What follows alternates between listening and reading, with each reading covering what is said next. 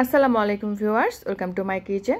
প্রচণ্ড গরমে কলিজা ঠান্ডা করা ডাব আর দুধ দিয়ে তৈরি ভীষণ মজাদার একটি পুডিং রেসিপি শেয়ার করব।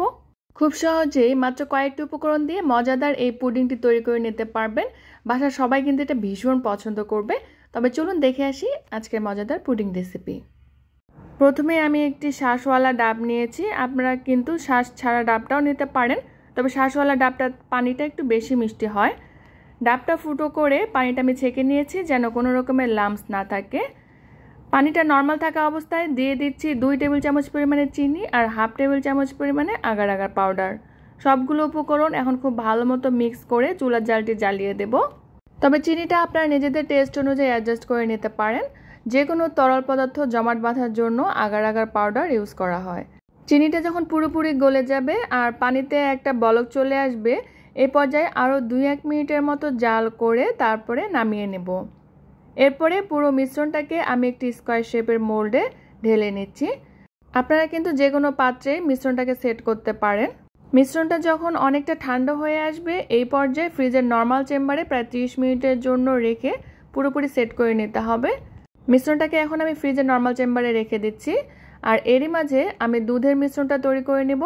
এর জন্য চুলায় একটি পাত্রে দিয়ে দিচ্ছি 2 কাপ পরিমাণে তরল দুধ, 1/3 কাপ পরিমাণে কনডেন্স মিল্ক। চাইলে আপনারা কিন্তু চিনিও দিতে পারেন, তবে কনডেন্স মিল্কটা দিলে পুডিংয়ের টেস্টটা বেশি ভালো আসে।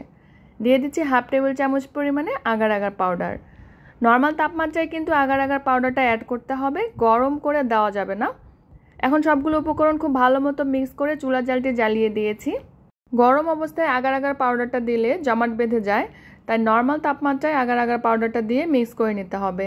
যখন দুধে বলক চলে এসেছে, আরও 2-1 মিনিটের মতো একটু জাল করে নিয়ে দিয়ে দিচ্ছি 1 চা চামচ পরিমাণে ভ্যানিলা এসেন্স। এতে করে সুন্দর একটি ফ্লেভার অ্যাড হবে। সবগুলো উপকরণ খুব ভালো মতো মিক্স করে আরও 1 মিনিটের মতো জাল করে মিশ্রণটাকে আমি কিছুটা ঠান্ডা করে নেব। এরই মাঝে ডাবের মিশ্রণটা সেট হয়ে গিয়েছে, আপনারা দেখতেই পাচ্ছেন। এখন একটি চাকুর সাহায্যে ছোট ছোট কিউব করে কেটে নেব। আর এই মিশ্রণটা জমাট বাঁধতে কিন্তু খুব বেশি একটা সময় লাগে না। 30 মিনিটের জন্য ফ্রিজের নর্মাল চেম্বারে রেখে দিলেই কিন্তু খুব সুন্দরভাবে জেলোটা তৈরি হয়ে যাবে।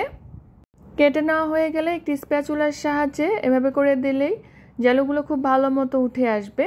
এরপরে আমি যে পাত্রে পুডিংটা সেট করব সেই পাত্রে নিয়ে নিচ্ছি। আমি একটি স্কোয়ার শেপের মোল্ড নিয়েছি।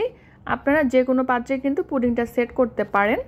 এরপর দুধের মিশ্রণটা কিছুটা ঠান্ডা করে নিয়ে জেলোর মধ্যে ঢেলে দিচ্ছি। তারপরে একটু ট্যাপ করে দিয়ে খুব ভালো মতো সেট করে একটু ঠান্ডা করে তারপরে ফ্রিজের নর্মাল চেম্বারে রেখে দেব 2 ঘন্টার জন্য। প্রায় 2 ঘন্টা পরে পুডিংটা আমার খুব ভালো মতো সেট হয়ে গিয়েছে। একটি নাইফের সাহায্যে চারপাশে এভাবে করে দিলে পুডিংটা খুব ভালো মতো মোল্ড আউট হয়ে আসবে। এরপরে একটি প্লেট নিয়ে এভাবে উল্টে দিচ্ছি। মোল্ডের মধ্যে একটু প্রেস করে দিলে খুব সহজে কিন্তু পুডিংটা মোল্ড আউট হয়ে আসবে। দেখতেই পাচ্ছেন পুডিংটা কত সুন্দরভাবে সেট হয়ে গিয়েছে। এরপর একটি নাইফের সাহায্যে পুডিংটাকে আমি স্লাইস করে কেটে নিব। আপনারা কিন্তু নিজেদের পছন্দ মতো করে পুডিংটাকে কেটে নিতে পারেন। আর পুডিংটা দেখে কিন্তু মাশাআল্লাহ কতটা লোভনীয় লাগছে, আর খেতেও কিন্তু ভীষণ মজার। আশা করছি আজকের এই পুডিং রেসিপিটি আপনাদের কাছে ভালো লাগবে। আপনারা বাসায় অবশ্যই ট্রাই করবেন আর আমাকে কমেন্ট সেকশনে জানাতে ভুলবেন না কেমন লাগলো আজকের আমার পুডিং রেসিপি। সবাই খুব বেশি ভালো থাকবেন। আল্লাহ হাফেজ।